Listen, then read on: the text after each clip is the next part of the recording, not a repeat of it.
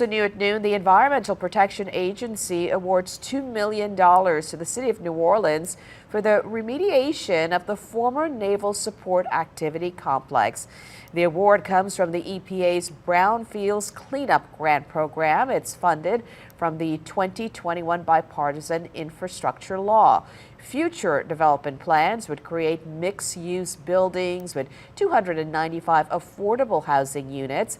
It also would include recreational areas for residents with walking trails and a stage for local music and events. Flat rooftops would also be used as a site for solar panel installation to power the property in case of power outage.